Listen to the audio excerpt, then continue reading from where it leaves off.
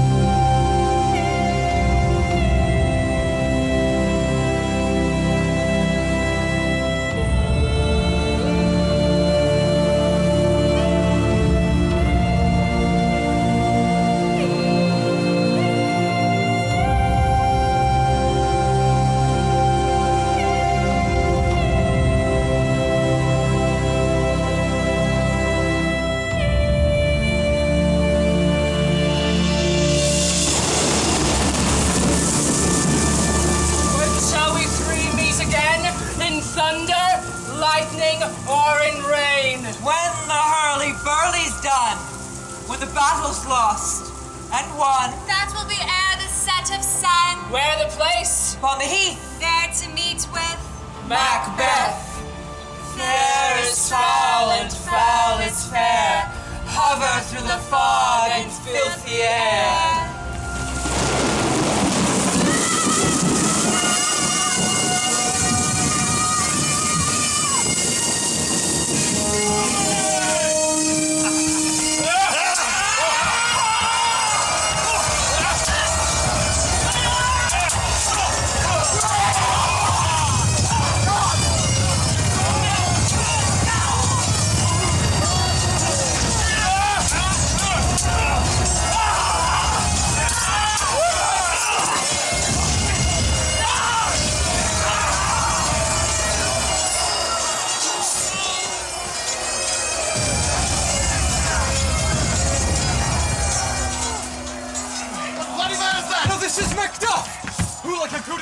Soldier fought against my captivity.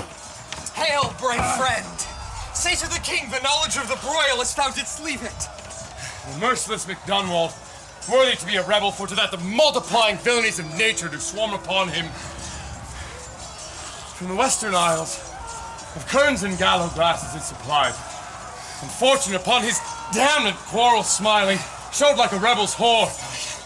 But brave Macbeth, worthy he is of that name, disdaining fortune, carved himself a passage till he faced the slave, who ne'er shook hands, nor bade farewell to him till he unseamed him from the nave to the chat, and fixed his head upon our battlements. Valiant cousin! Worthy gentlemen! Mark, King of Scotland, Mark.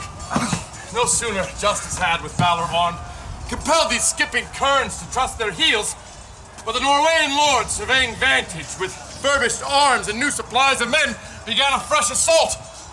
Dismayed this not our captains, Macbeth and Banquo? Yes.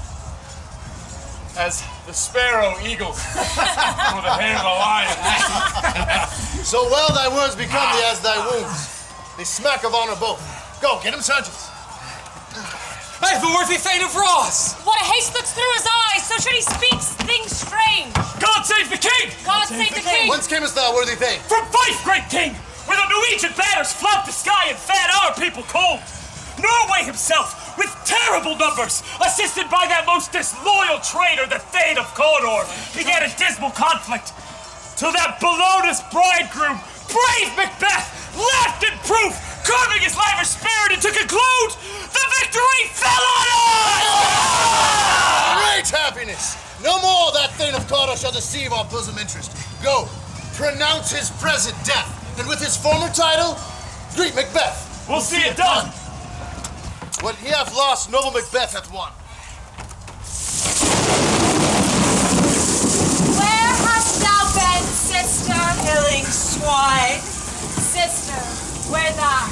A sailor's wife had chestnuts in her lap, and munched, and munched, and munched. Give me, quoth I, aroint thee, witch, the rump-fed Runyon cries. Her husband's to Aleppo gone, Master O the tiger, but in a sea I'll thither sail, and like a rat without a tail, I'll do, and I'll do. I'll give thee a wind, And I another. I myself have all the other. and the very ports they blow, all the quarters that they know in the shipman's car. I will train him dry as hay. Sleep shall neither night nor day hang upon his penthouse lid. He shall live a man forbid.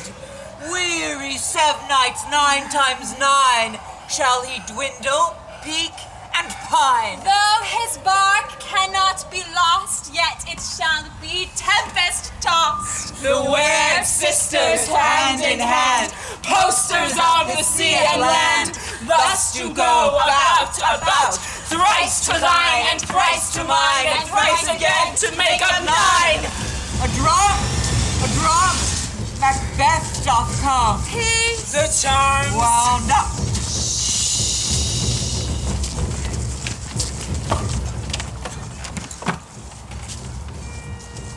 They call upon the hearing.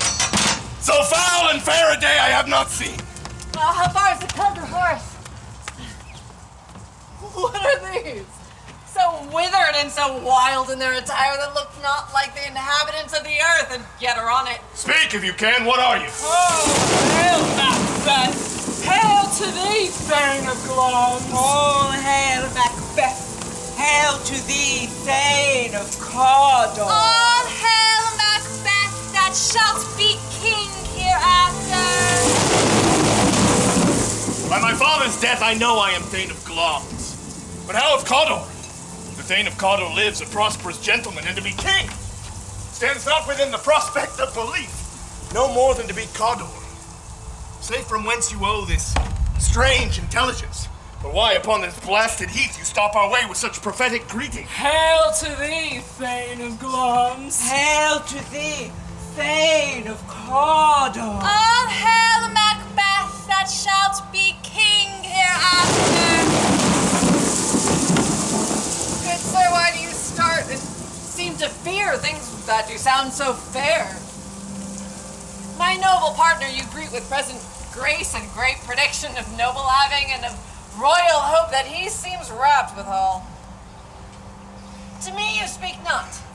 If you can, look into the seeds of time and say which grain will grow and which will not, speak then to me. Hail! Hail! Hail! Lesser than Macbeth and greater. Not so happy, yet much happier. Thou shalt get kings, though thou be none, so all hail Macbeth and Banquo. Banquo and Macbeth, all hail! Stay, you imperfect speakers, tell me more. The earth hath bubbles as the water has, and these are of them. Whither are they gone? Into the air, and what seemed corporal melted its breath into the wind. Would they had stayed? Were such things here as we do talk about, or have we eaten on the insane root that takes the reason prisoner? Your children shall be kings. You shall be king. Thane of Cawdor too, and it not so. Still the same chain of words. Who's here? The king hath happily received, Macbeth, the news of thy success. And when he hears thy personal venture on the rebels' fight, his praises and wonders do contend which should be thine or his. As thick as hail came post with post, and every one did bear thy praises in his kingdom's great defense and poured them down before him. We are sent from our royal master to give thee thanks. And, for the earnest of a greater honor, he bade me from him call thee Thane of Cawdor. What can the devil speak true? All hail Macbeth, Thane of Cawdor! The Thane of Cawdor lives. Why do you dress me in borrowed robes? Who was the Thane lives yet, but under heavy burden bears that life which he deserves to lose. Treason's capital, confessed and proved, have overthrown him. Look how our partners wrapped. Cousins, a word I pray you. Two truths are told. As happy prologues to the swelling act of the imperial theme. This supernatural soliciting cannot be ill, cannot be good. If ill, why have they given me earnest of success, commencing in a truth I am Thane of Cawdor? If good, why do I yield to that suggestion, whose horrid image doth unfix my hair and make my seated heart knock at my ribs against the use of nature? Present fears are less than horrible imaginings. My thought, whose murder, yet is but fantastical, shakes so my single state of man that function is smothered in surmise, and nothing is but what is not. Worthy Macbeth, we stay upon your leisure. I thank you for your pains. Do not hope your children shall be kings. Those that gave the Thane of Cawdor to me promised no less to them. That trusted home might yet enkindle you into the crown, besides the Thane of Cawdor. But 'tis strange, and oftentimes to win us to our harms, the instruments of darkness tell us truth, and win us with honest trifles to betray us in deepest consequence. If chance will have me king, why chance may crown me without my stir. Come what come may, time and the hour runs through the roughest day. Let us to the king. Very gladly. Tonight enough. Come, friends. Around about, all ill come running, all good keep out. About! Thrice to thine, and thrice to mine, and thrice again to make up 9. Wears of nights, 9 times 9 shall he dwindle, peak and pine. We will drain him dry as hay. Sleep shall neither night nor day sleep upon his penthouse lid. He shall live, a man forbid.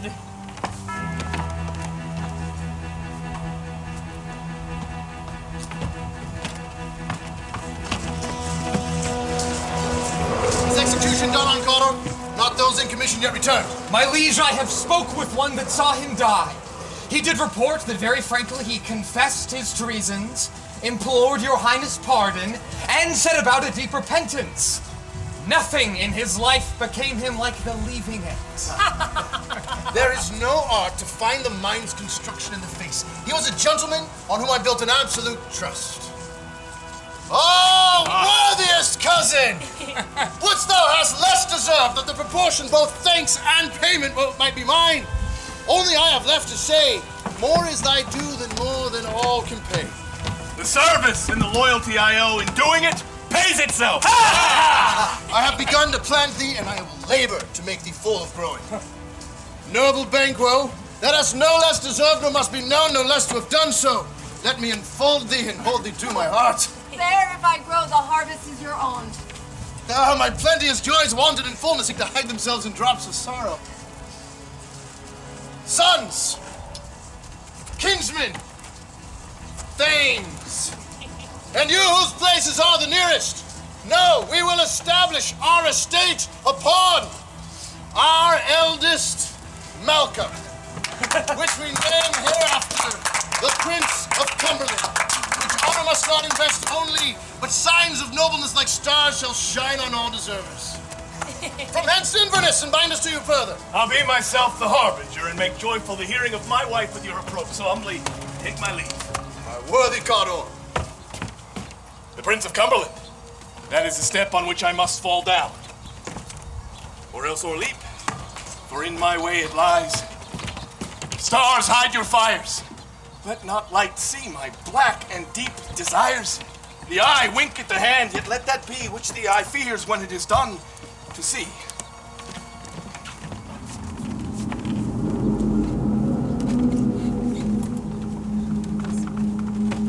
All those fair for our delight.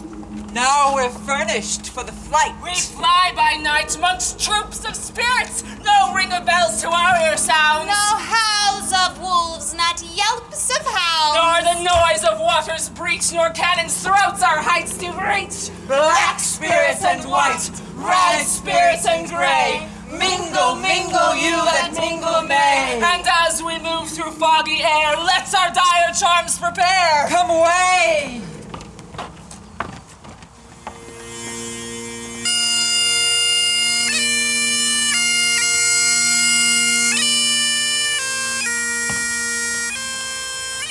They met me in the day of success, and I have learned by the perfect report they have more in them than mortal knowledge.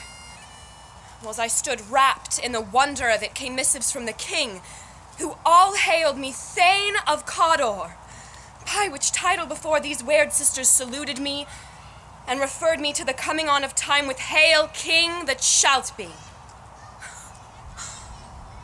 Glamis thou art, and Cawdor, and shalt be what thou art promised.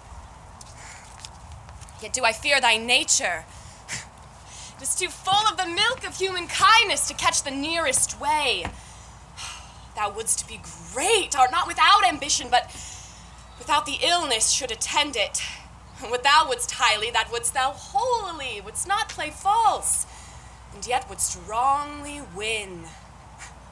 Thou wouldst have great Glamis, that which cries thus thou must do if thou have it, and that which rather thou dost fear to do than wishes should be undone.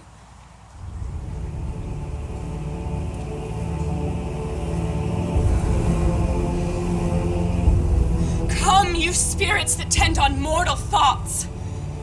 Unsex me here, and fill me from the crown to the toe-top full of direst cruelty.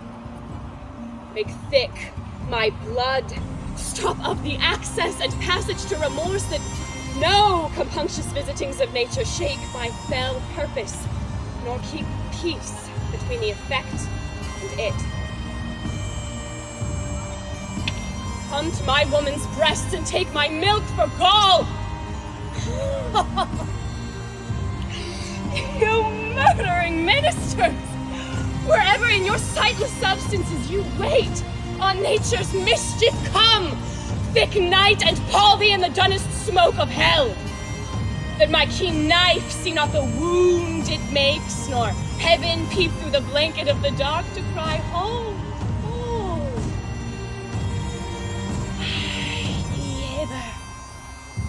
That I may pour my spirits in thine ear and chastise with the valor of my tongue all that impedes thee from the golden round, which fate and metaphysical aid doth seem to have thee crowned withal.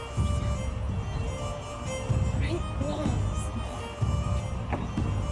worthy Cawdor, My dearest partner in greatness. you're greater than both by the all hailed hereafter. My letters have transported me from this ignorant present, and I feel now the future in the instant.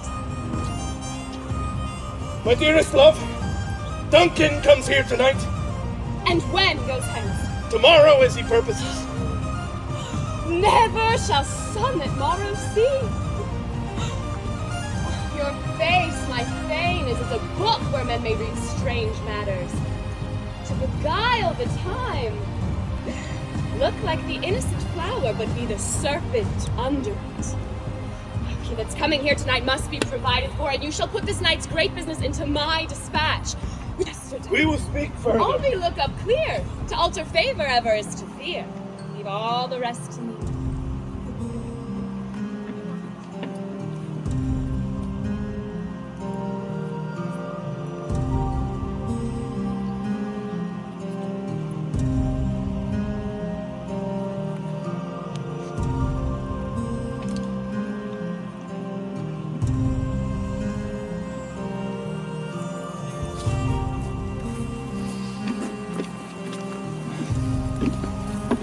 This castle has a pleasant seat.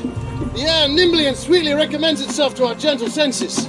This guest of summer, the temple-haunting martlet, doth approve by his loved mansionry that the heaven's breath smells wooingly. See, our honored hostess. Here and I shall teach you how you shall bid God illness for your pains and thank us for your troubles. We are your guests tonight. Your servants ever have theirs themselves, and what is theirs in compt to audit at your highness' pleasure. Still to return your own. Where is the Thane of Cawdor? We crossed him at the heels and had a purpose to be his purveyor, but he rides well and his great love sharp as his spur and help him to his home before us. Give me your hand, conduct me to mine host. We love him highly and will continue our graces to him. By your leave, hostess.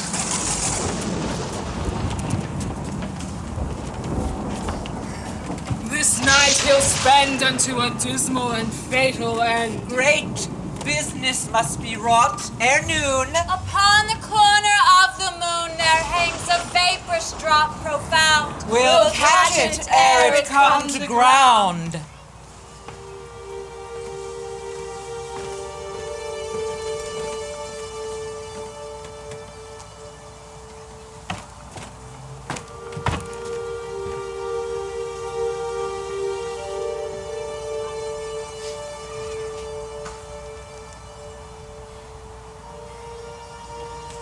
If it were done, when 'tis done, then 'twere well it were done quickly. If the assassination could trammel up the consequence and catch with his surcease success, that but this blow might be the be-all and the end-all here. But here, upon this bank and shoal of time, we'd jump the life to come. But in these cases, we still have judgment here. That we but teach bloody instruction, which being taught returns to plague the inventor. This even-handed justice commends the ingredients of our poisoned chalice to our own lips. He's here in double trust. First, as I am his kinsman and his subject, strong both against the deed, then as his host, who should against his murderer shut the door, not bear the knife myself. Besides, this Duncan hath borne his faculties so meek, hath been so clear in his great office, that his virtues will plead like angels, trumpet-tongued against the deep damnation of his taking off. And pity, like a naked newborn babe striding the blast, or heaven's cherubims, horsed upon the sightless couriers of the air, shall blow this horrid deed in every eye. The tears shall drown the wind. I have no spur to prick the sides of my intent. but only vaulting ambition, which o'erleaps itself and falls on the other. He hath almost supped. Why have you left the chamber? We will proceed no further in this business. He hath honored me of late, and I have bought golden opinions from all sorts of people which would be worn now in their newest gloss, not cast aside so soon. Was the hope drunk wherein you dressed yourself? Hath it slept since? And wakes it now to look so green and pale at what it did so freely? From this time such I account thy love. Art thou afeard to be the same in thine own act and valor as thou art in desire?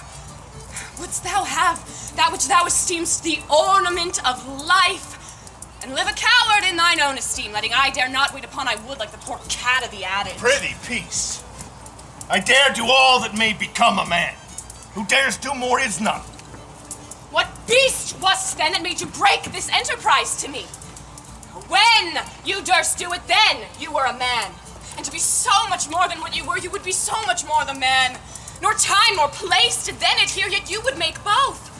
They have made themselves, and that their fitness now does unmake you. I have given suck, and know how tender 'tis to love the babe that milks me. I would, while it was smiling in my face, have plucked my nipple from its boneless gums and dashed the brains out, had I so sworn as you have done to this.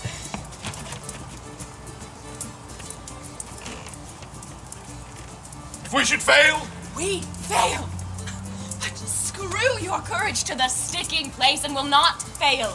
When Duncan is asleep, his chamberlains will lie with wine and wassails, so convinced that memory, the warder of the brain, shall be a fume, and the receipt of reason a limbeck only. When in swinish sleep their drenched natures lie as in a death, what cannot you and I perform upon the unguarded Duncan? What not put upon his spongy officers who shall bear the guilt of our great quell?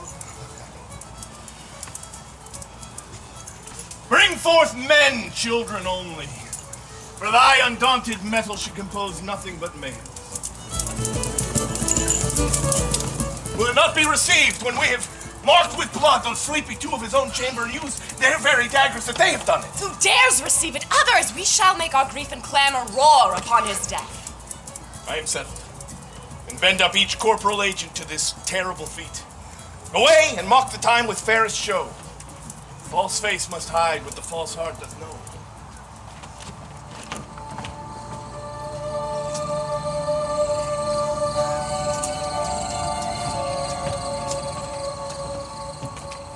How goes the night, boy? The moon is down. I have not heard the clock. Hold. Take my sword. There's husbandry in heaven. The candles are all out. Take thee that too. A heavy summons lies like lead upon me, and yet I would not sleep. Who's there? Give me my sword. What? Sir, not yet at rest. The king's abed. He hath been an unusual pleasure by name of most kind hostess, and shut up in measureless content.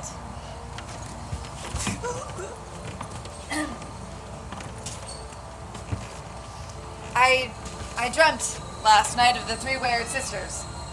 To you, they have showed some truth. I think not of them.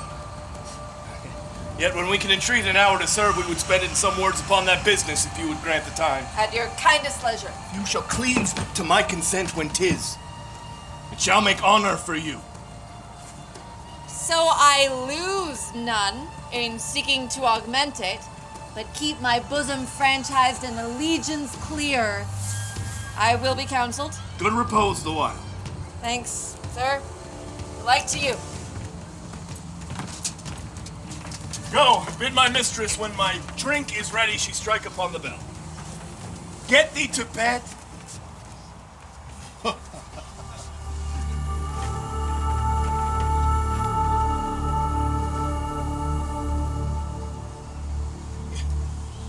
Is this a dagger which I see before me? The handle toward my hand. Come, let me clutch thee. I have thee not, and yet I see thee still. Art thou not, fatal vision, sensible to feeling as to sight? Or art thou but a dagger of the mind, a false creation proceeding from the heat oppressed brain? I see thee yet, in form as palpable as this which now I draw. Thou marshalest me the way that I was going, and such an instrument I was to use. Mine eyes are made the fools of the other senses, or else worth all the rest. I see thee still, and on thy blade indulgent gouts of blood which was not so before. There's no such thing. It is the bloody business which informs thus to mine eyes.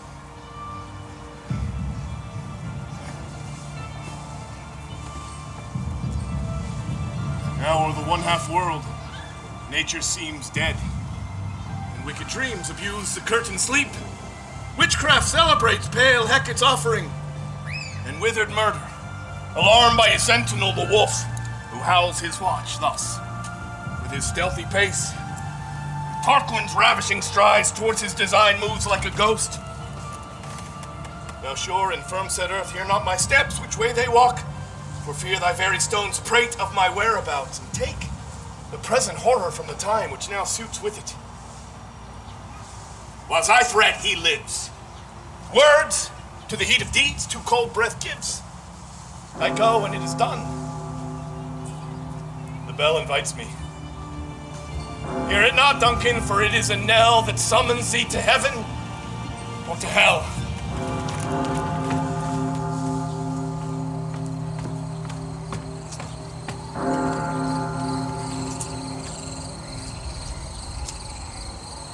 That which hath made them drunk hath made me bold. What hath quenched them hath given me fire. Hark!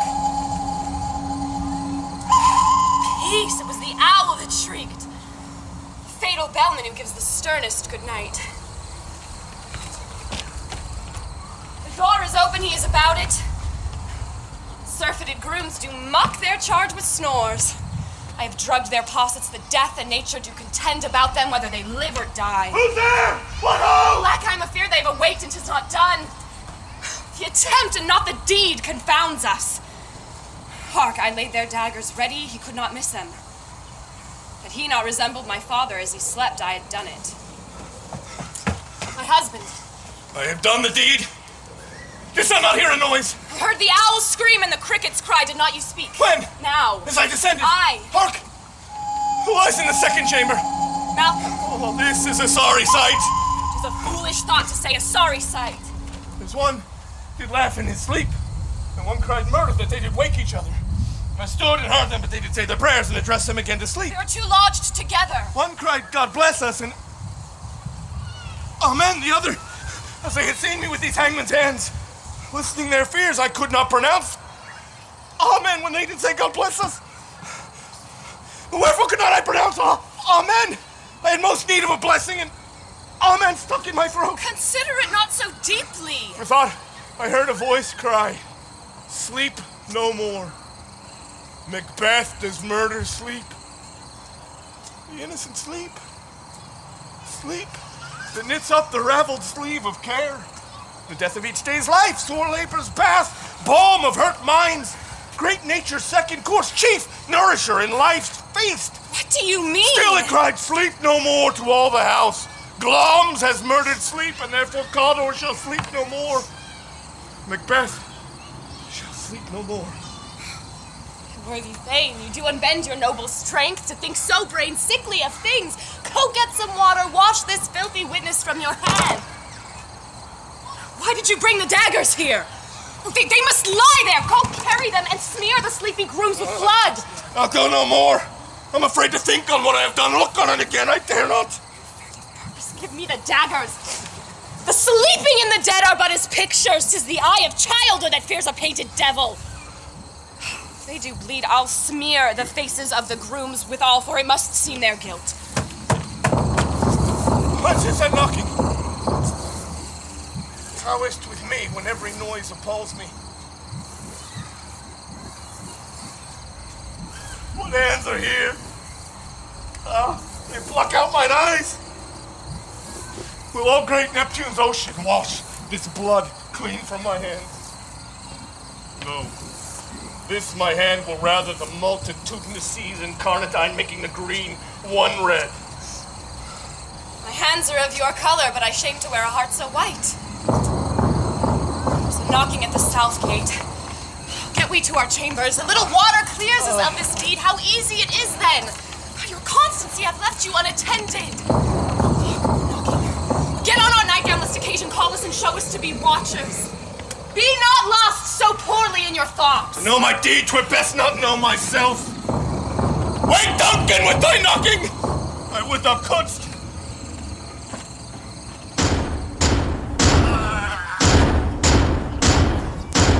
Knock!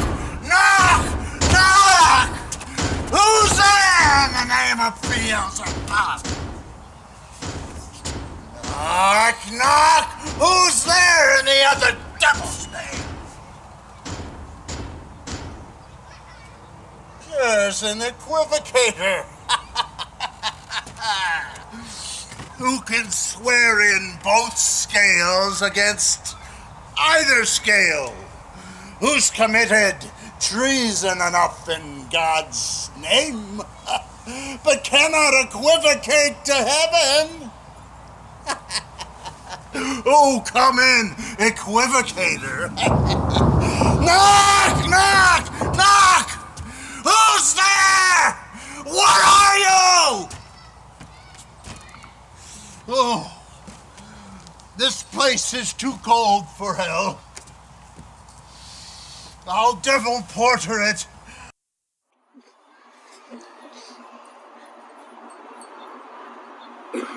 Was it so late, friend, ere you went to bed, that you do lie so late?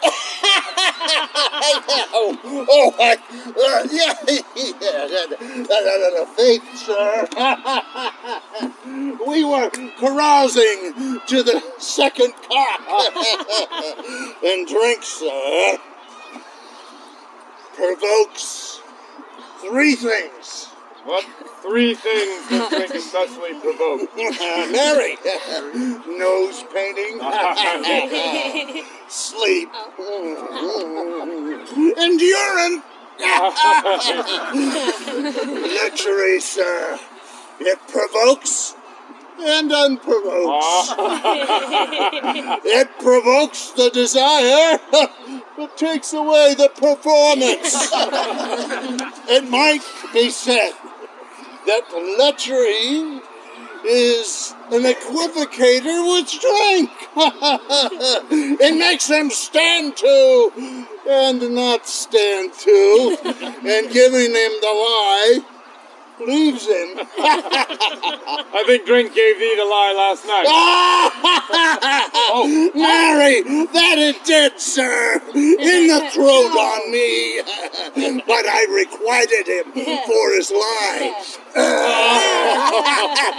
Is thy master stirring? Oh, our knocking hath awaked him. Here we go. Tomorrow, noble sir. Tomorrow, both. Is the king stirring, worthy Thane? Not yet. He did command me to call timely upon him. I fear I slipped the hour. There's the door. I shall make so bold to call, which is my limited service. Goes the king hence today? He does. He did appoint so. The night has been unruly. Where we lay, our chimneys were blown down, as they say, lamentings heard in the air, strange screams of death. Some say the earth was feverish and did shake. 'Twas a rough night. Oh, horror! Horror! Horror! Oh, nor heart cannot conceive nor name thee. Well, what's the matter? Oh, approach the chamber and destroy your sight with a new gorgon. Awake! Awake! Ring the alarm bell! Michael and Malcolm, awake! Murder and treason! Rise as from your graves, and what like sprites to countenance this horror! Up! Up and see the great doom's image! Banquo and Malcolm! What's the business that such a hideous trumpet calls to parley the sleepers of the house? Speak, speak! Banquo, our royal master's murdered. Whoa! Alas, in our house! Too cruel anywhere. Dear Dove, I pray thee contradict thyself and say it is not so. Had I but died, an hour before this chance I had lived a blessed time. For from this instant there's nothing serious in mortality. All is but toys. Renown and grace is dead. What is amiss? You are and do not know it. The very head, the fountain, the spring of your blood is stopped. The very source of it is stopped. Your royal father's murdered. Oh! By whom? Those of his chamber, as it seemed, had done it. Their hands and faces all badged with blood, so were their daggers, which unwiped we found upon their pillows. They stared and were distracted. No man's life was to be trusted with them. Oh, yet I do repent me of my fury that I did kill them. Wherefore did you so? Who can be wise, amazed, temperate and furious, loyal and neutral in a moment? No man. The expedition of my violent love outrun the pause of reason. Here lay Duncan, his silver skin laced with his golden blood, and his gash stabs looked like a breach in nature for ruin's wasteful entrance. There the murderers, steeped in the colors of their trade, their daggers unmanly breached with gore. Who could refrain? That had a heart to love, and in that heart, courage to make his love known. Oh. Look to the lady. And when we have our naked frailties that suffer in exposure, let us meet and question this most bloody piece of work to know it further. Fears and scruples shake us. In the great hand of God I stand to fight against treasonous malice. So do I. So let's briefly put on manly readiness and meet in the hall together. Well contented.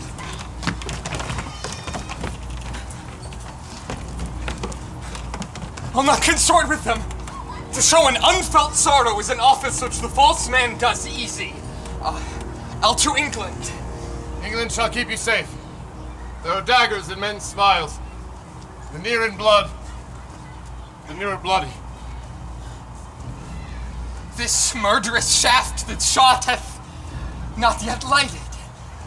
The safest way is to avoid the aim. Therefore to horse. I'll not be dainty of leave taking, but shift away. Many more murders must he ensue, as if in death were propagation too. He will. He shall. He must spill much more blood and become worse to make his title good. Around about, all ill run in, all good keep out. About.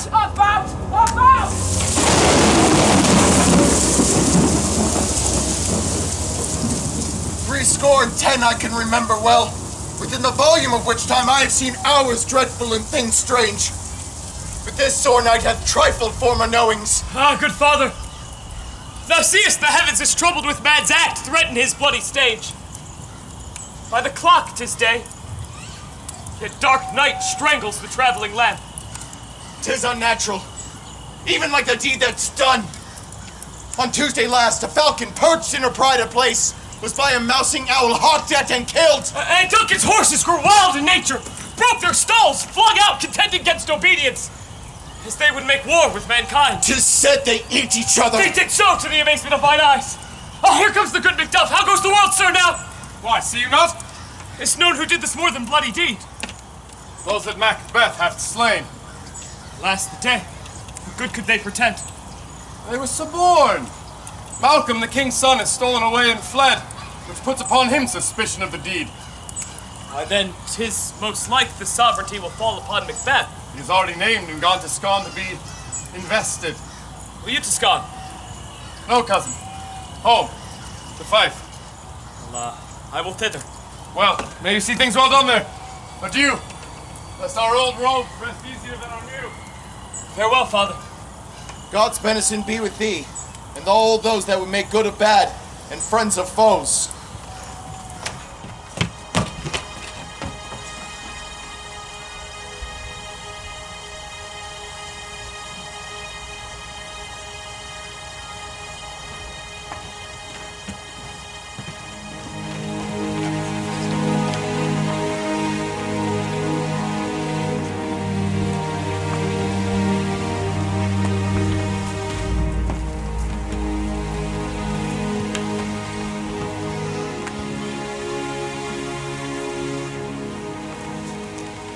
We hear Our bloody cousin is bestowed in England, not confessing his cruel parricide, filling his hearers with strange invention.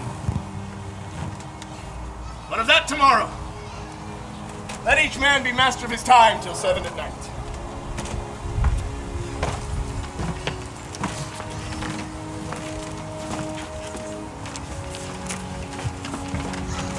To make society the sweeter welcome, we will keep ourselves till supper time alone. Well then, God be with you. Here's our chief guest. Tonight we hold a solemn supper, sir, and I'll request your presence. Let your highness command upon me, to the which my duties are with an indissoluble tie forever knit. To ride you this afternoon. Aye, my good lord. We had else desired your good advice in this day's council, but we'll take tomorrow. Is it far you ride? As far, my lord, as will fill up the time twixt this and supper. Goes Fleance with you? Aye, my good lord. Our time does call upon us. Well, I wish your horses swift and sure of foot, and so do commend you to their backs. Fail not our feast. My lord, I will not. Satan, a word with you! Thou hast it now, king. Cawdor gloms all as the wayward women promised, and I fear thou hast played most foully for it. Yet it was said it should not stand in thy posterity, but that myself should be root and father of many kings.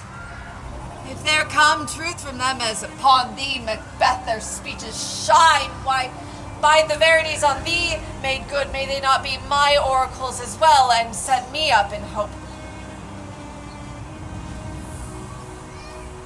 But hush, no more. Attend those men our pleasure. They are, my lord, without the palace gate. Go, bring them before us.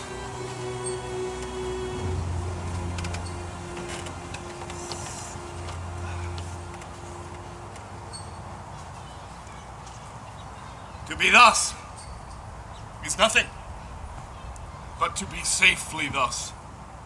Our fears in Banquo stick deep, and in his royalty of nature reigns that which would be feared. 'Tis much he dares, and to that dauntless temper of his mind he hath a wisdom that doth guide his valor to act in safety. There is none but he whose being I do fear, and under him my genius is rebuked, as it is said Mark Antony's was by Caesar. He chid the sisters when first they put the name of king upon me, and bade them speak to him. Then, prophet-like, they hailed him father to a line of kings. Upon my head they placed a fruitless crown, put a barren scepter in my grip, thence to be wrenched with an unlineal hand, no son of mine succeeding. If it be so, for Banquo's issue have I filed my mind. For them, the gracious Duncan, have I murdered. Put rancors in the vessel of my peace, only for them, and mine eternal jewel given to the common enemy of man to make them kings. The seeds of Banquo kings. Rather than so, come fate into the list and champion me to the utterance. Now go to the door, stay there till we call.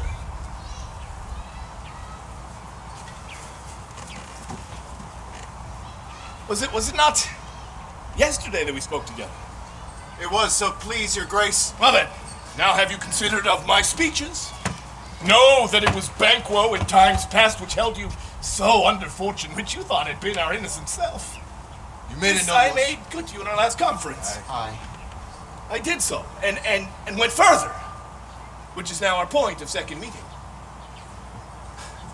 Do you find your patience so predominant in your nature that you can let this go? Are you so gospeled to pray for this good man and for his issue, whose heavy hand hath bowed you to the grave and beggared yours forever?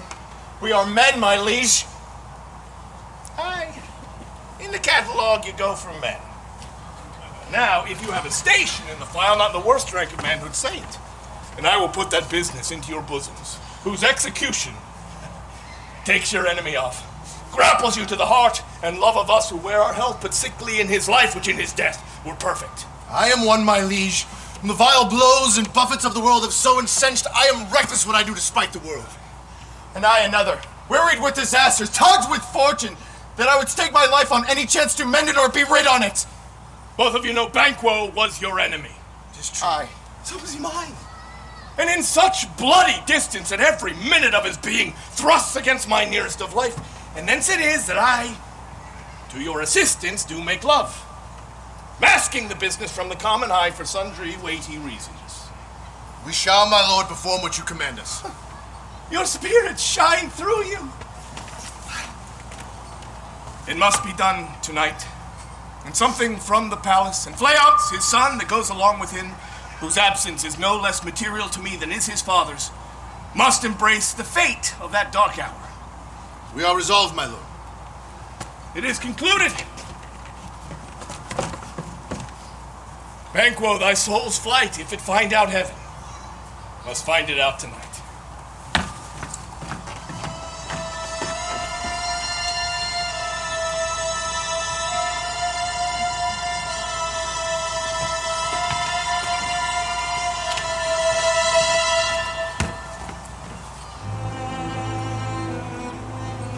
Is Banquo gone from the court?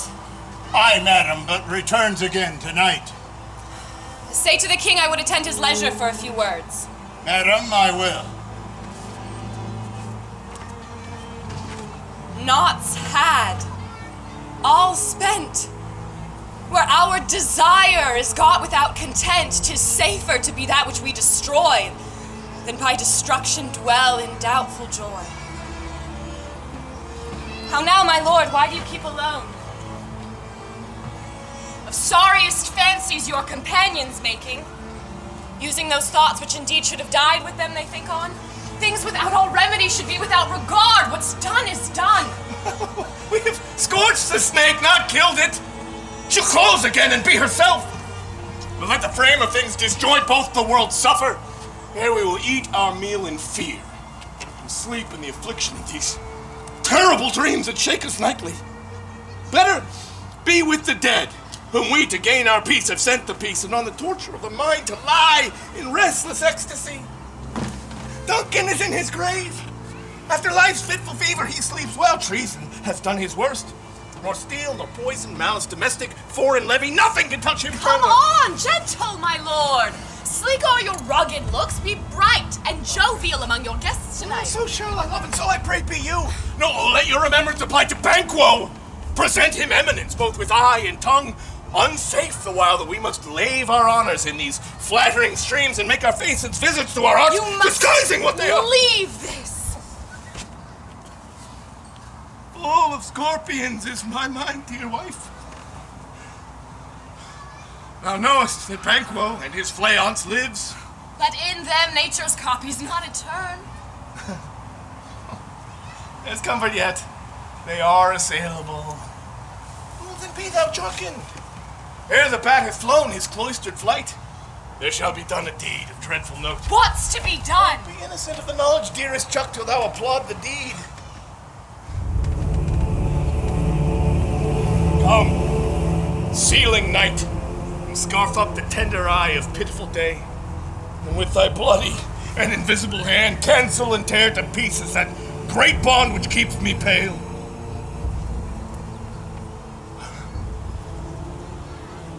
Light thickens, and the crow makes wing to the rooky wood. Good things of day begin to droop and drowse, while night's black agents to their praise do rouse. Marvelous at my words, yet hold thee still. Things bad begun make strong themselves by ill.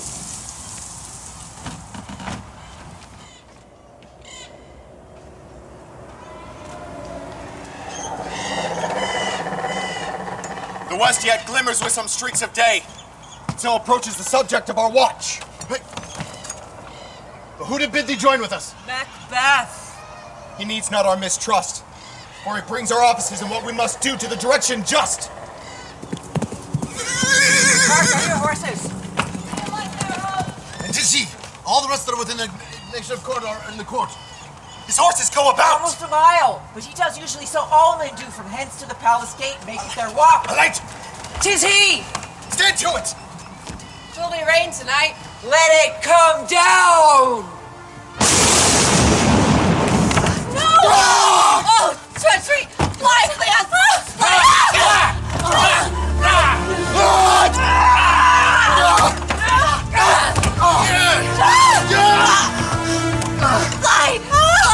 Fly! Fly! That man's revenge! Who's slave? But one doubtless on his fled. We lost best half of our affair! Let us away and say what is done!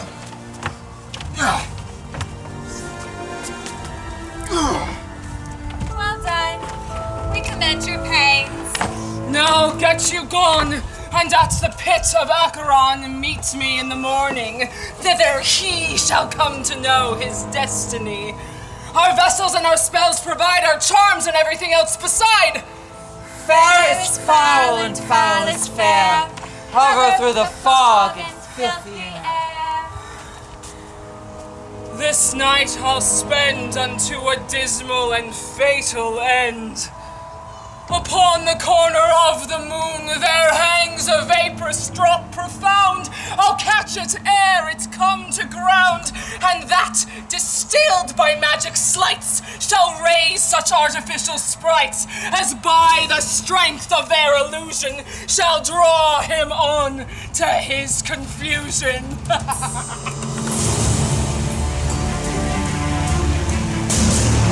We will now take a short intermission.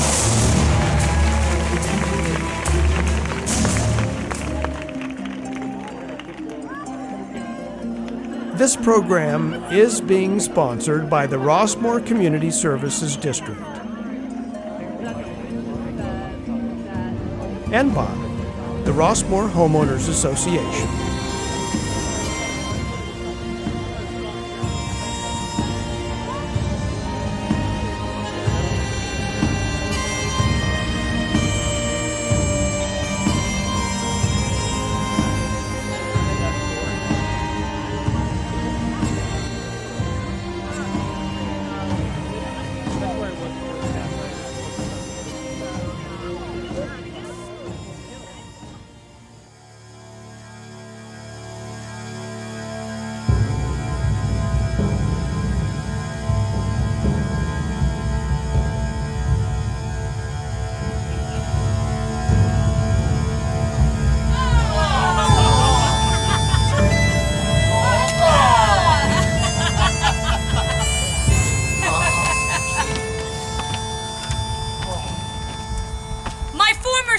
Have but hit your thoughts.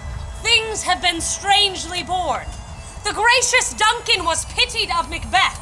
Marry, he was dead. Who cannot want the thought of how monstrous it was for Malcolm to kill his gracious father? Damned fact! How it did grieve Macbeth. Did he not straight in pious rage the two delinquents tear? Was that not nobly done? Aye, and wisely too.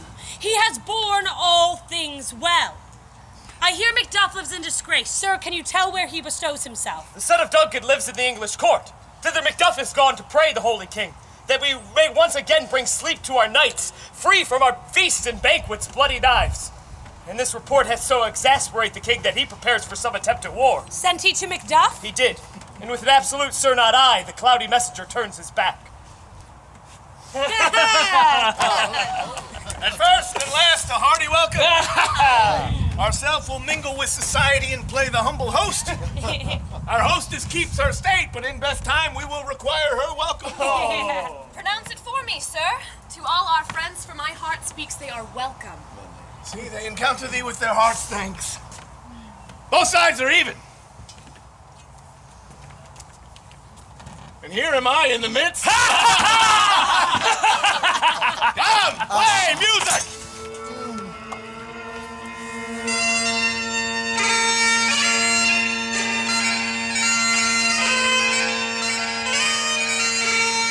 Large in mirth, and none will drink a measure of the table round. There's blood upon thy face. 'Tis Banquo's then. 'Tis better thee without than he within. Is he dispatched? My lord, his throat is cut. That I did for him. Now at the best of the cutthroats, yet he's good. They're the like for Fleance. Most royal Sir Fleance escaped. And I can... Here comes my fit again. I had else been perfect. Whole as the marble, founded as the rock, as broad and casing as the general air, but now I'm cabined, cribbed, confined, bound into saucy doubts and fears. But Banquo is safe. Aye, my lord. Safe in a ditch he bides with 20 trench gashes to his head. Thanks the least a destination. For that. There the grown serpent lies. The worm that's fled hath nature that in time will venom breed. No teeth for the present. Get thee gone. Tomorrow we'll hear ourselves again. My kind lord, you do not give the cheer. Sweet remembrancer. Here had we now our country's honor roofed. With the grace person of our Banquo present, who may I rather challenge for unkindness and pity for mischance? His absence, sir, lays blame upon his promise. Which of you have done this? Never shake thy gory locks at me, thou canst not say I did it! His Highness is not well. Worthy friends, my lord is often thus, and hath been from his youth. The fit is momentary. Upon a thought he will again be well. If much you note him, you shall offend him and extend his passion. Drink and regard him not. Are you a man? Aye, and a bold one that dare look upon that which might appall the devil. This is the very painting of your fear. This is the air-drawn dagger which you said led you to Duncan. Oh, these flaws and starts, impostors to true fear, would well become a woman's story at a winter's fire authorized by her grandam, shame itself. If thou canst not speak too. If charnel houses and our graves must send those that we bury back, our monument shall be the maws of kikes. Oh, what? Quite unmanned in folly. If I stand here, I saw him. Fie, for shame. Blood hath been shed ere now. In the olden time, aye, and since too. Murders have been performed too terrible for the ear. The time has been when the brains were out, the man would die, and there an end. But now they rise again with 20 mortal murders on their crowns and push us from our stools. My noble lord, your worthy friends do lack you. I do forget. Do not muse at me, my most worthy friends. I have a strange infirmity, which is nothing to those that know me. Come, love and health to all. I drink to the general joy of the whole table, and to our dear friend Banquo, whom we miss. Would he were here. To Banquo! Oh, Lord, and quit my sight! Let the earth hide thee! Thy bones are marrowless, thy blood is cold. Thou hast no speculation in those eyes which thou dost glare with. Worthy peers, this is a thing of custom. 'Tis no other, only it spoils the pleasure of the time. What man dare, I dare. Take any shape but that, and my firm nerve shall never shake. Hence, horrible shadow! Unreal mockery, hence!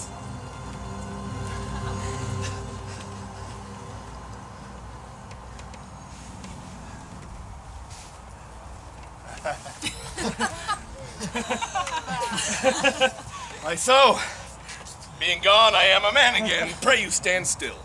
You have displaced the mirth, broke the good meeting with most admired disorder. Can such things be and overcome us like a summer's cloud without our special wonder? You make me strange, even to the disposition that I owe. When now I think you can behold such sights and keep the natural ruby of your cheeks while mine is blanched with fear. What sights, my lord? Oh! Oh! He grows worse and worse. Question enrages him. At once, good night.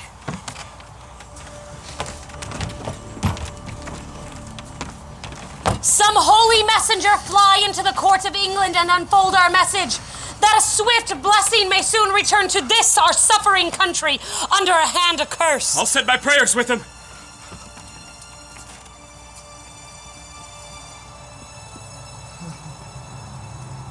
It will have blood, they say. Blood will have blood. Stones have been known to move and trees to speak.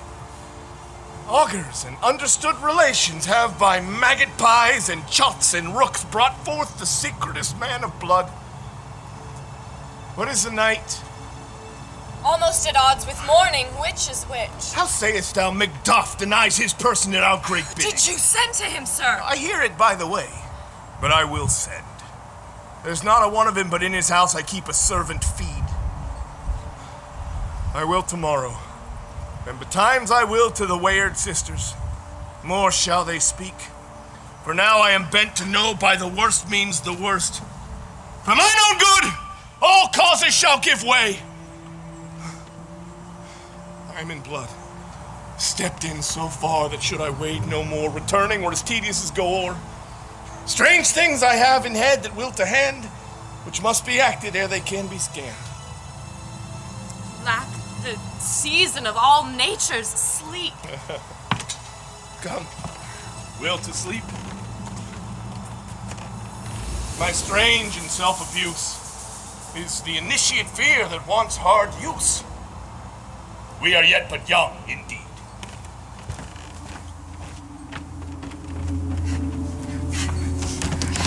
Thrice the grinded cat hath mewed. Thrice and once the hedge pig whined. Harp your cries, 'tis time, 'tis time. Round about the cauldron go, in the poisoned entrails throw. Toad, that under cold stone, days and nights has 31. Sweltered venom sleeping got, boil thou first in the charmed pot. Double, double, toil and trouble, fire burn and cauldron bubble.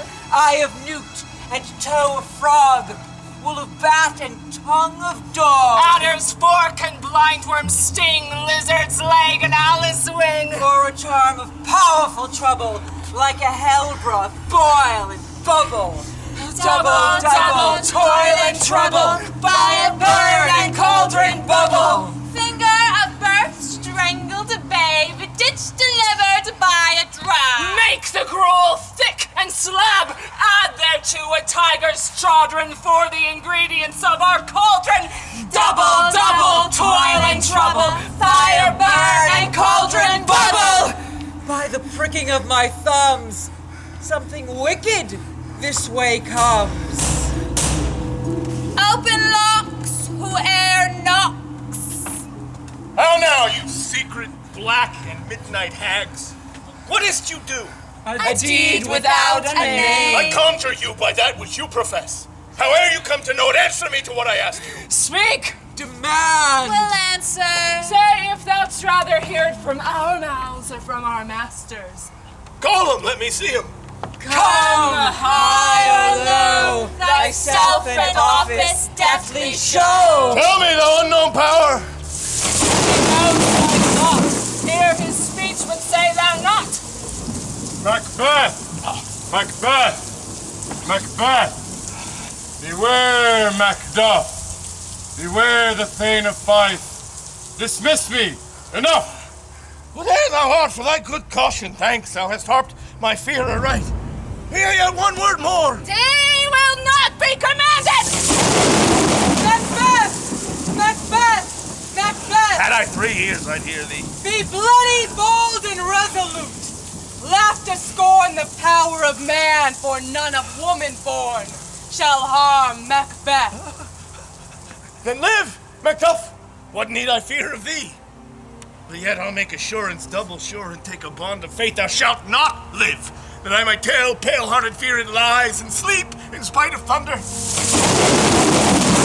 This that rises like the issue of a king and wears upon his baby brow the rounded top of sovereignty. Be lie-mettled, proud, and take no care, who chafes, who frets, or where conspirers are. For Macbeth shall never vanquished be, until great Birnam Wood unto high Dunsinane Hill shall come against him. That will never be! Who can impress the forest? Bid the tree unfix his earthbound root. Sweet boatmans, good.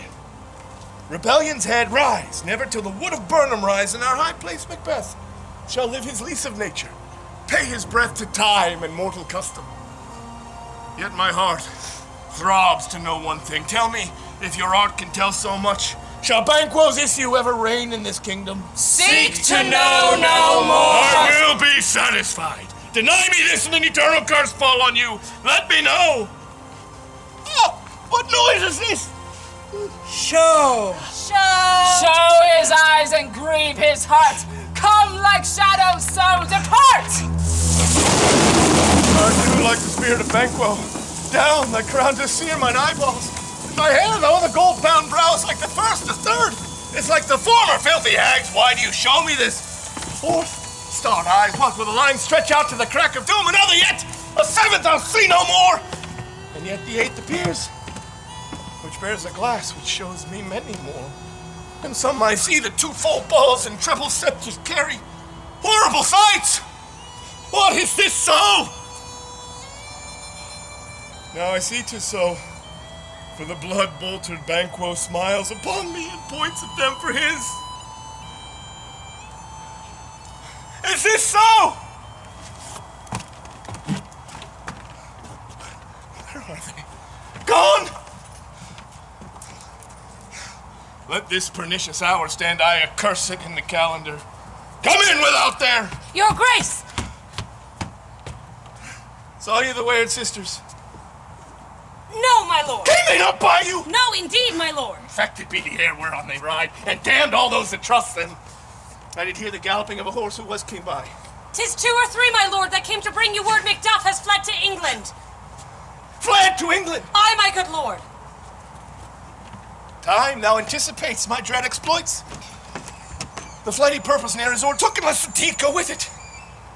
From this instant, the very firstlings of my heart shall be the firstlings of my hand, and even now, to crown this thought with axe be a thought and done. The castle of Macduff I will surprise. Seize upon Fife. Give to the edge of the sword his wife, his babes, and all unfortunate souls that trace him in his line. No boasting like a fool. This deed I'll do before the purpose cool. But no more sights.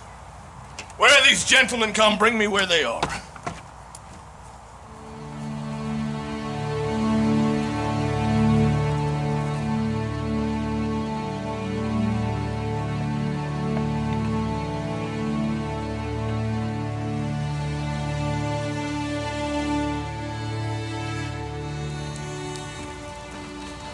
What had he done to make him fly the land? You must have patience, madam. He had none.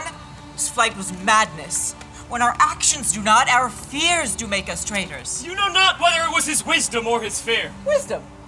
To leave his wife, to leave his babes, his mansion, and his titles in a place from whence himself does fly. He loves us not. He wants the natural touch. For the poor wren, the most diminutive of birds, will fight her young ones in her nest against the owl. Oh, is the fear and nothing is the love. As little as the wisdom, where the flight so runs against all reason. Your husband is noble, wise, judicious, and best knows the fits of the season. I dare not speak much further. But cruel are the times when we are traitors and do not know ourselves. When we hold rumor from what we fear, yet know not what we fear, but float upon a wild and violent sea each way and move. I must take my leave of you. Shall not be long, but I'll be here again. Things at the worst will cease, or else climb upwards to what they were before. My pretty cousin, blessings upon you. Fathered he is, and yet he's fatherless. I'm so much a fool, should I stay longer? It would be to my disgrace and your discomfort. I take my leave at once. Sirrah, your father's dead. What will you do now? How will you live? As birds do, mother. What, with worms and flies? With what I get. Poor bird. Thou'dst never fear the net, nor lime, pitfall, nor the gin. Why should I, mother? Poor birds they are not set for. My father is not dead for all your Yes, saying. he is dead. How wilt thou do for a father? Nay, how will you do for a husband? I can buy me 20 at any market. Then you'll buy him up to sell again. Thou speakst with all thy wit, and yet in faith, with wit enough for thee. Was my father a traitor, mother? Aye, that he was. What is a traitor? Why, one that swears and lies. And be all traitors that do so? Everyone that does so is a traitor, and must be hanged. And must they all be hanged that swear and Everyone. lie? Well, who must hang them? Why, the honest men. Then the liars and swears are fools, for there are liars and swears enow to beat the honest men and hang up them. Oh, God help thee. Poor monkey. But how wilt thou do for a father? If he were dead, you'd weep for him. If you would not, it were a good sign I should quickly have a new father. Poor prattler. How thou talk'st. Bless you, fair dame. I am not not to you known, though in your state of honor I am perfect. I doubt some danger does approach you nearly. If you will take a homely man's advice, be not found here. Hence, with your little ones. Heaven preserve you, I dare abide no longer. Whither should I fly? I have done no wrong. But I remember now I am in this earthly world where to do harm is often laudable. To do good, sometime accounted dangerous folly. Why then, alas, do I put up that womanly defense to say I have done no harm? What is this face? Where is your husband? I hope in no place so unsanctified where such as thou mayst find him. He's a traitor! Thou liest!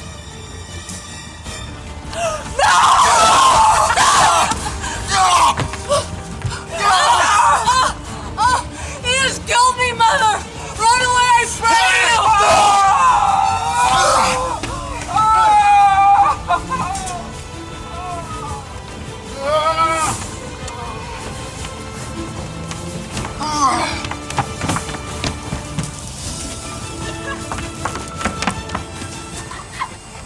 Let us seek out some desolate shade, and there weep our sad bosoms empty.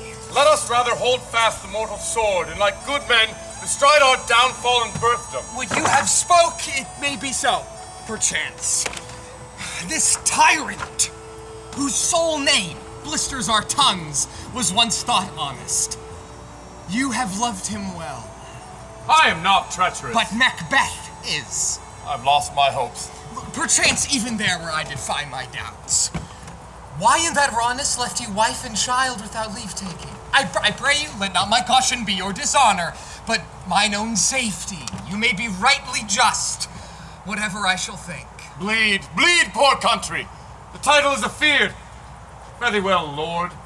I would not be the villain thou thinkst for the whole space that's in a tyrant's grasp. Be not offended. I think our country sinks beneath the yoke. It weeps, it bleeds, and each new day a gash is added to her wounds. I think withal there would be hands uplifted in my right. And here from gracious England have I offer of goodly thousands. Yet my poor country shall have more vices than it had before. More suffer, and more sundry ways than ever by him that shall succeed. What should he be? It is myself, I mean, in whom I know all the particulars of vice, so grafted that when they shall be opened, black Macbeth will seem as pure as snow, and the poor state esteem him as a lamb, being compared with my confineless arms. Not from the legions of horrid hell can come a devil more topped in evils to top Macbeth. I grant him bloody, luxurious, avaricious, smacking of every sin that has a name. But there is no bottom, none to my voluptuousness. Your wives, your daughters, your matrons, and your maids could not fill up the cistern of my lust. Better Macbeth than such an one to reign. But fear not yet to take upon you what is your own. We have willing dames enough. There cannot be that vulture in you to devour so many as will to greatness dedicate themselves, finding it so inclined. With this there grows such a staunchless avarice that were I king, I should cut off the nobles for their lands, desired his jewels and this other's house, and my more having would be as a sauce to make me hunger more. Scotland hath foisons enough to fill your will up of your mere own. All these are portable with other graces' ways. I have none! The king becoming graces, I have no relish of them. Nay, had I power, I would pour the sweet milk of Concord into hell, uproar the universal peace, confound all unity on earth. If such a one be fit to govern, speak. I am as I have spoken. Fit to govern? No, not to live. Scotland, Scotland, when shalt thou see thy wholesome days again? And that the truest issue of thy throne has blasphemed his breed. Thy royal father was a most sainted king. The mother that bore thee, oftener upon her knees than on her feet, died every day she lived. Fare thee well. The evils thou repeatest upon thyself have banished me from Scotland. Macduff, This noble passion reconciled my thoughts to thy good truth and honor. Devilish Macbeth by many of these strains have sought to win me into his power. But God above deal between thee and me. For even now I put myself to thy direction, and here abjure the taints and blames I laid upon myself, for strangers to my nature. My first false speaking was this upon myself. What I am truly is thine, and my poor country's to command. Oh, ha ha! Such welcome and unwelcome things at once, 'tis hard to reconcile. My ever gentle cousin, welcome hither. Good God, betimes remove the means that makes us strangers. Sir, amen. Stands Scotland where it did? Alas, poor country, almost afraid to know itself. It cannot be called our mother, but our grave. The dead man's knell is there scarce asked for whom, and good men's lives expire before the flowers in their caps. Dying, or ere they sicken. What's the newest grief? That of an hour's age doth hiss the speaker. Each minute teems a new one. How does my wife? Why, well. And all my children? Well, too. The tyrant hath not battered at their peace? No, they were well at peace when I did leave them. Be not a miser with your speech. How goes it? When I came hither to transport the tidings, which I have heavily borne, there ran a rumor of many worthy fellows that were out, which was to my belief witnessed the rather for that I saw the tyrant's power afoot. Now is the time of help. Your eye in Scotland would create soldiers, make our women fight to doff their dire distresses. Be it their comfort we are coming thither.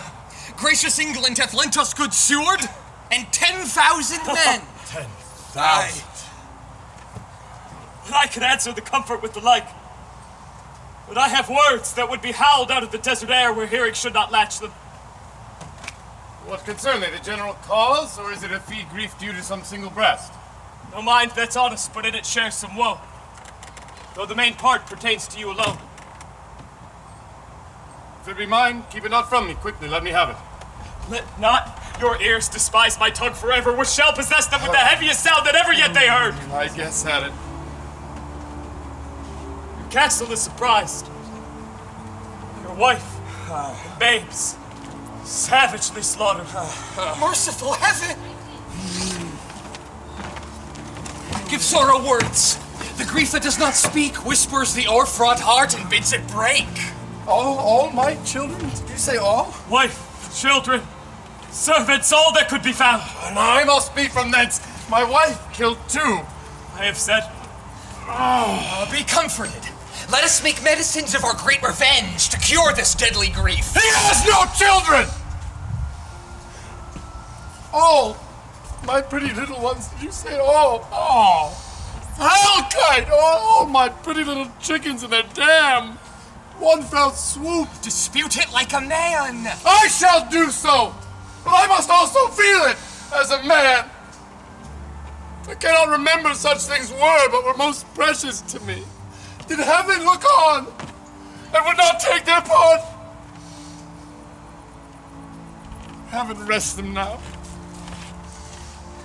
Be this the whetstone of your sword. Let grief convert to anger. Blunt not the heart, enrage it. Cut short all intermission. Front to front, bring now this fiend of Scotland and myself. My sword! This tune goes manly. Come, our power is ready. Macbeth is ripe for shaking. Receive what cheer you may. The night is long that never finds the day.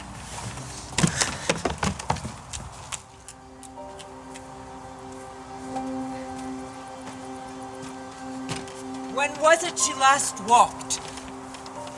I have oft seen her rise from her bed, throw her nightgown upon her, unlock her closet, take forth paper, fold it, write upon't, read it, afterward seal it, and return again to bed. And all of this in a most sound sleep. What at any time have you heard her say? That, sir, which I cannot report after her. You may to me, and 'tis most meet you should. Not to you nor to anyone, having no witness to confirm my speech. But lo, she comes. How came she by that light? She Has light by her continually? 'Tis her command. You see her eyes are open. Aye, but their sense is shut. Out, damned spot out, I say! 1, 2. Why, then 'tis time to do it. Hell is murky. Fie, my lord, fie! What a soldier and a feared!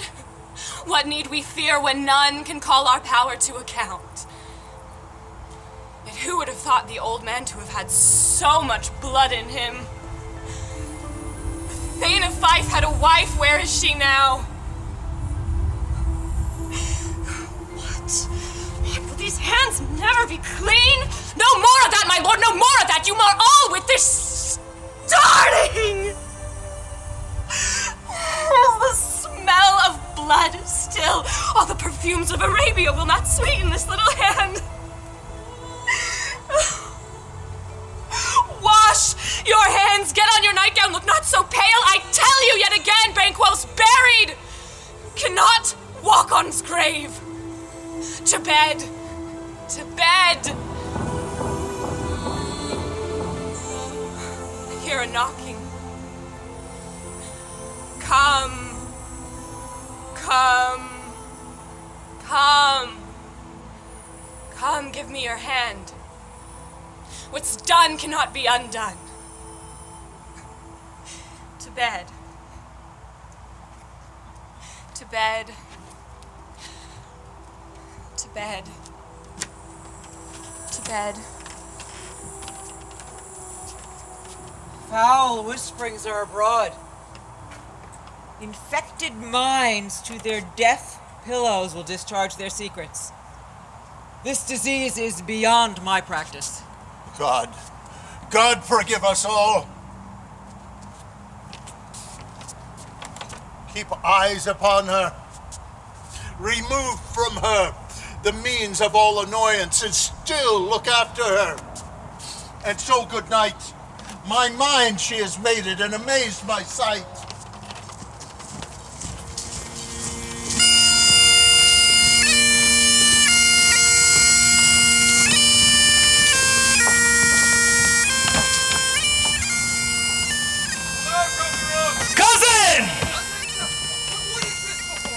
The wood of Barnum! What does the tyrant? Great Dunsinane he strongly fortifies. Some say he's mad. Those that lesser hate him do call it valiant fury. Now does he feel his secret murders sticking on his hands? Now does he feel his title hang loose about him like a giant's robe upon a dwarfish thief? The confident tyrant keeps still in Dunsinane and will endure our setting down before it. 'Tis his main hope. For where there is advantage to be given, both more and less have given him the revolt, and none serve with him but constrained things, whose hearts are absent too. Let our just censures attend the true event, and put we on industrious soldiership. Let every soldier hew him down a bough and bear it before him.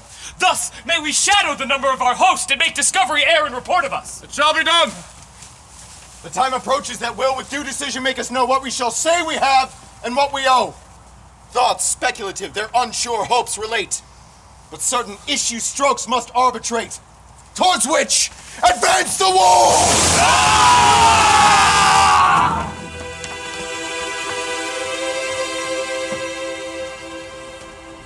Bring me no more reports. Let them fly all. Till Burnham Wood removed to Dunsinane, I cannot taint with fear. What's the boy Malcolm? Was he not born of woman? And fly, false stains, and mingle with the English epicures.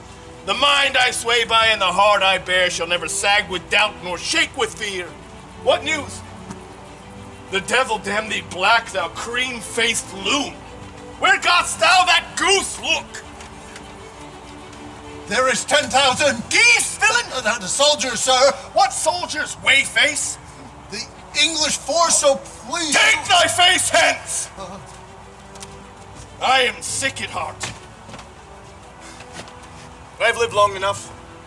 My way of life has fallen into the sear, the yellow leaf, and that which should accompany old age is honor, love, obedience, troops of friends. I must not look to have, but in their stead curses, not loud but deep. Mouth honor, breath, which the poor heart would fain deny and dare not. How does your patient, doctor? Not so sick, my lord, as she is troubled with thick-coming fancies that keep her from her rest. Cure her of that!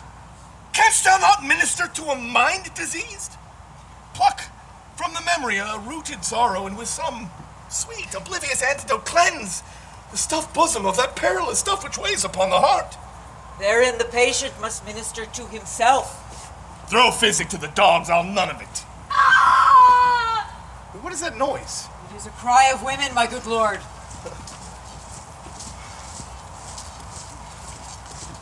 I have almost forgot the taste of fears. Time has been, my senses would have cooled to hear a night shriek, and my fell of hair would at a dismal treatise rouse and stir as life were in it. I have supped full with horrors. Direness familiar to my slaughterous thoughts cannot once start me. Wherefore was that cry? The queen. My lord is dead.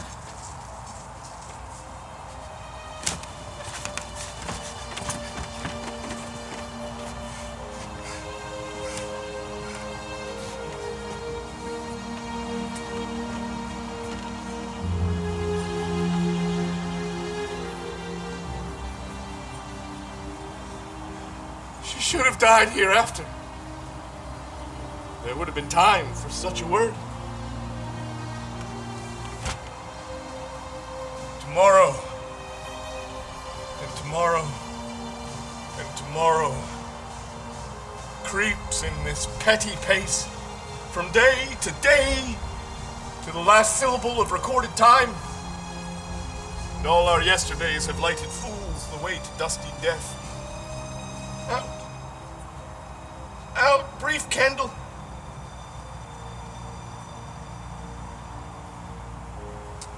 Life's but a walking shadow. A poor player who struts and frets his hour upon the stage, and then is heard no more. It is a tale told by an idiot, full of sound and fury, signifying nothing. Now comes to use thy tongue, thy story quickly. Gracious my lord, as I did stand my watch upon the hill, I looked toward Burnham, and anon methought the wood begun to move. Liar and slave! Within this 3 mile you may see it coming. I say, a moving grove. If thou speakst false, upon the next tree shalt thou hang alive, till famine cling thee. If thy speech be sooth, I care not if thou dost for me as much. I pull in resolution, and begin to doubt the equivocation of the fiend that lies like truth. Fear not till Burnham would to come to Dunsinane, and now a wood comes to Dunsinane. Arm! Arm and out! If this which he avouches does appear, there is no flying hence, nor tarrying here. I begin to be aweary of the sun, and wish the estate of the world were now undone. Ring the alarm bell. Blow, wind! Come, rack! At least we'll die with harness on our back. Your leafy screens throw down and show like those you are. You, worthy uncle, shall with our cousin, your right noble son, lead our first battle. Worthy Macduff and me shall take upon what else remains to do, according to our order. Fare you well. And should we meet the tyrant's power tonight, let us be beaten if we cannot fight. Let all our trumpets speak. Give them all breath. As clamorous harbingers of blood and death!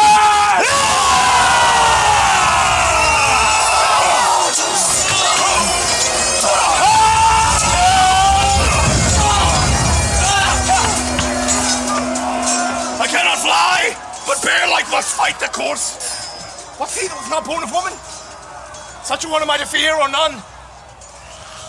What is thy name? Thou'lt be afraid to hear it. Oh no, thou cost thyself a hotter name than any is in hell. My name's Macbeth. The devil himself could not pronounce a title more hateful to mine ear. No more fearful. Oh, thou liest, a poor tyrant! With my sword I'll prove the lie thou speakst!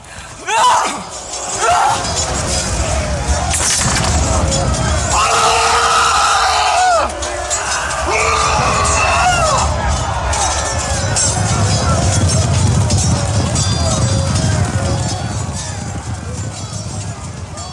Thou was born of woman.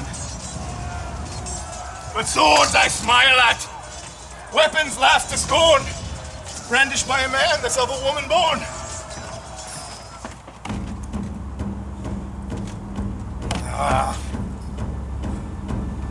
Villain, show thyself! Thou beest slain by no stroke of mine. My wife and children's ghosts will haunt me still.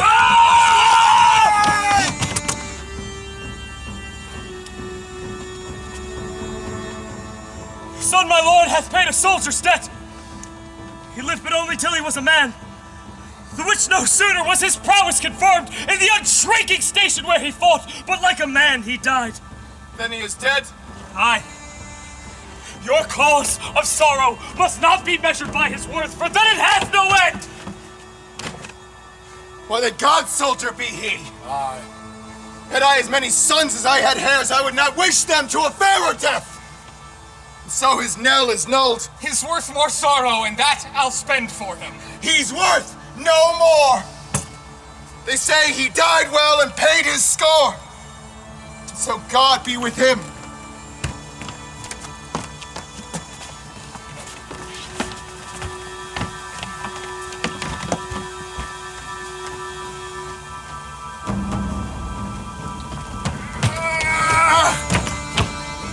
For Scotland!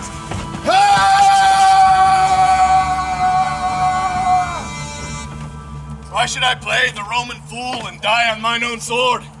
Once I see lives, the gashes do better upon them. Turn, hellhound. Turn. Of all men else I have avoided thee. But get thee back. My soul is too much charged with blood of thine already. I have no words. My voice is in my sword, thou bloodier villain than terms can give thee out!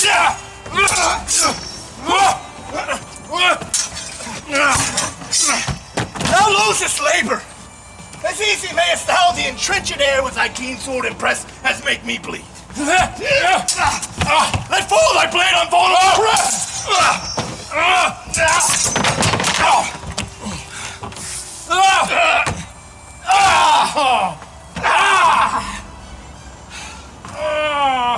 I bear a charmed life, which must not yield to one of woman born.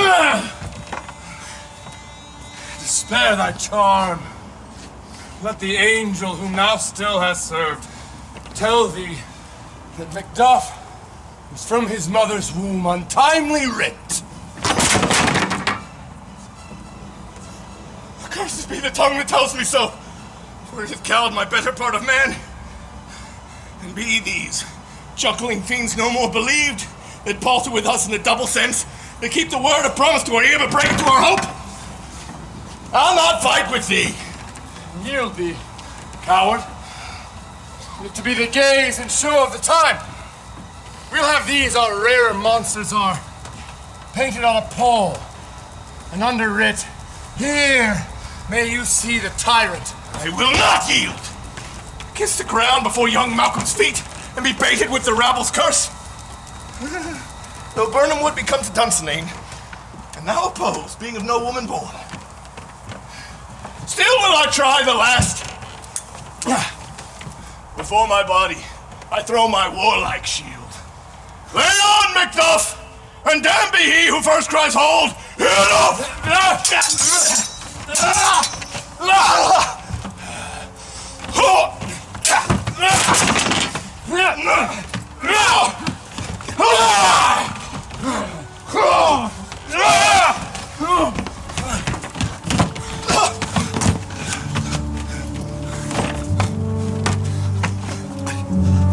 We shall not spend a large expense of time before we reckon with your several loves, making us even with you.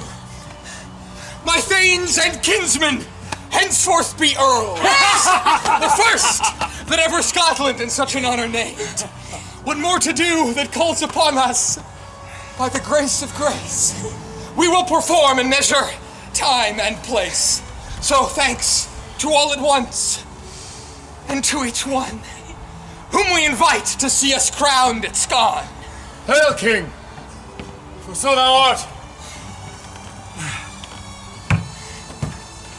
The time is free! I see thee compassed by thy kingdom's pearl, whose voices I do desire aloud with mine.